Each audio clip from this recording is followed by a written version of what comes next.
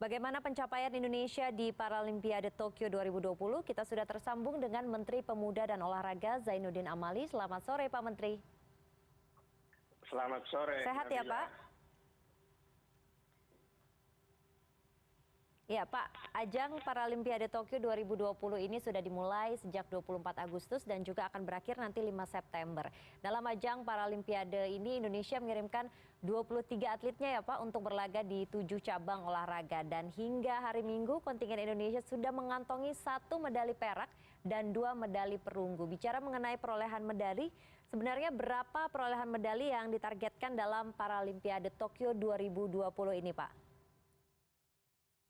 Ya, tentu hasil dari Paralimpiade Tokyo ini perlu kita syukuri karena sebagaimana target kami akan memperbaiki perolehan di Paralimpiade tahun 2016 di Rio de Janeiro. Waktu itu kita hanya mendapatkan 1 perunggu. Nah, sekarang ini kita sudah mendapatkan 1 perak dan 2 perunggu.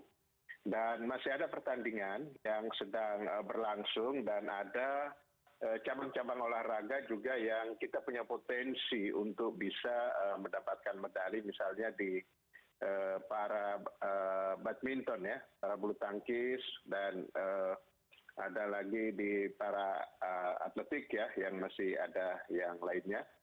Dan tentu dengan ini kita bisa mengukur apa yang sudah dilakukan oleh NPC dalam pemusatan latihan mereka di Solo. Itu benar-benar mereka dipersiapkan betul untuk ajang Olimpiade atau ajang Paralimpiade di Tokyo.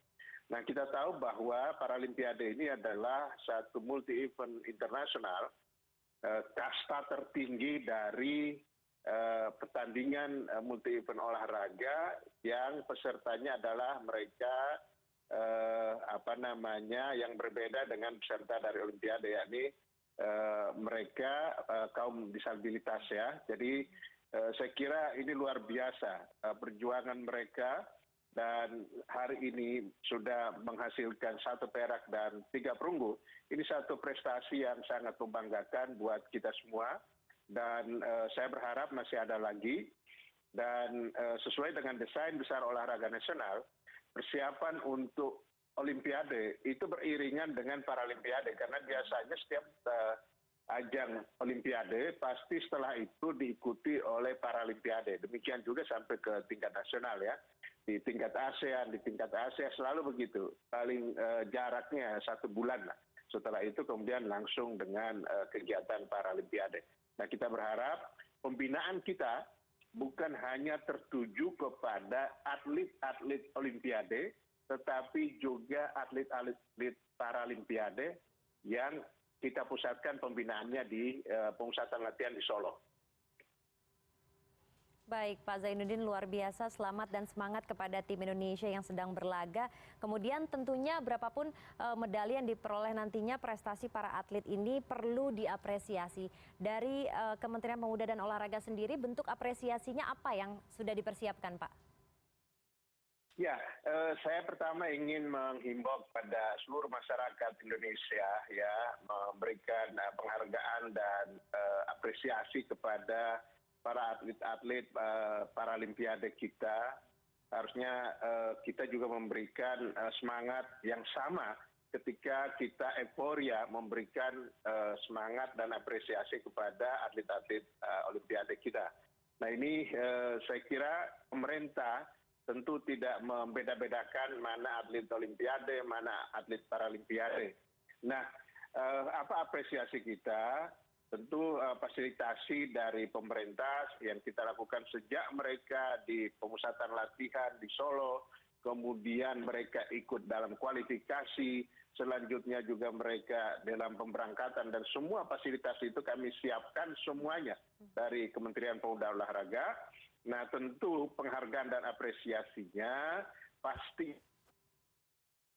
di hasil akhir seperti apa, saya akan lapor dulu kepada Bapak Presiden Pak Joko Widodo, sama persis ketika pelaksanaan atau apresiasi pemerintah ketika Olimpiade yang lalu. Jadi Pak Presiden langsung menerima para atlet yang berprestasi, dan para pelatihnya di Istana Bogor, dan pada saat itu secara langsung Bapak Presiden mengumumkan penghargaan dan apresiasi.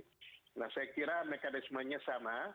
Saya sekarang sedang merapatkan di internal kami, melihat sampai sejauh mana teman-teman atau para atlet kita, para pelatih dan NPC yang sekarang masih berada di Tokyo, Jepang, yang masih berjuang, supaya ini tidak mengganggu konsentrasi mereka, tetapi saya yakinkan bahwa pemerintah pasti memberikan apresiasi dan penghargaan terhadap kontingen Indonesia yang telah membanggakan Indonesia. Baik, prestasi para atlet di ajang Paralimpiade Tokyo 2020 ini juga tidak terlepas dari kerja keras dan juga pembinaan terhadap para atlet. Bagaimana kemudian evaluasi Kemenpora terkait dengan pembinaan para atlet-atlet ini, Pak? Ya, saya kira sudah bagus ya. Tadi di awal saya sudah sampaikan, di Rio de Janeiro kita hanya memperoleh 1 perunggu. Sekarang pertandingan belum selesai, kita sudah memperoleh 1 perak dan 2 perunggu. Saya kira ini satu prestasi yang luar biasa. Tetapi ini tidak terlepas dari peran Universitas 11 Maret, UNS Solo. UNS Solo sangat berperan karena mereka yang mendampingi atlet Paralimpiade kita ini, kemudian menyiapkan sport science dan berbagai konsultasi-konsultasi, baik konsultasi kesehatan secara fisik maupun konsultasi secara mental.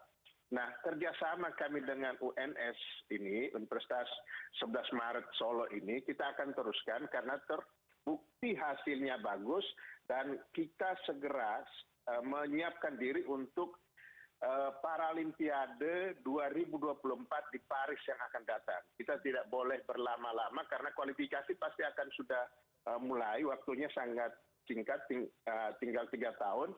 Nah, sejalan dengan persiapan kami di dalam desain besar olahraga nasional, Paralimpiade ini juga kita akan targetkan sama dengan prestasi-prestasi yang ada di Olimpiade. Tentu dengan ranking yang berbeda ya. Tetapi kita akan matangkan persiapan itu, dan bagi mereka yang masih memungkinkan untuk lolos ke Paralimpiade Paris tahun 2024, kita akan beri kesempatan dan kita mempersiapkan pelapis-pelapis di bawahnya yang mudah-mudahan prestasi Indonesia di Paralimpiade Paris 2024 yang akan datang akan makin baik dan tentu membanggakan Indonesia di ajang tertinggi Paralimpiade yang akan datang. Baik, Pak Zainuddin, jadi dari fasilitas dan juga pembinaan ini ditingkatkan ya agar mendukung prestasi para atlet. Kemudian setelah ajang Paralimpiade Tokyo 2020, apa saja target-target capaian berikutnya dan apa harapannya ke depan? Ya, tentu saya berharap bahwa sekarang kita lolos 23 atlet. Saya berharap untuk yang menuju Paralimpiade Paris 2024 kita bisa meloloskan makin banyak atlet dan makin banyak cabang olahraga yang kita ikuti. Sebab makin banyak yang lolos kualifikasi, makin banyak cabur yang kita ikuti, berarti probabilitasnya untuk bisa mendapatkan medali itu makin terbuka. Kalau sedikit yang lolos tentu sedikit, sama dengan di Rio de Janeiro. Waktu itu kita mengirimkan lebih sedikit dari atlet yang ada sekarang. Nah, sekarang terbukti dengan banyak atlet, banyak cabang olahraga yang diikuti, maka peluang untuk berprestasi pun itu akan semakin tinggi. Jadi saya berharap sekali lagi dukungan masyarakat kepada atlet Paralimpiade samakan dengan kita mendukung atlet-atlet Olimpiade. Baik, terima kasih Pak Zainuddin Amali sudah bergabung bersama kami. Semoga apa yang sudah dilakukan dan didukung, disupport terus, atlet-atlet Indonesia akan lebih berprestasi ke depannya. Terima kasih Pak. Sama-sama Nabila.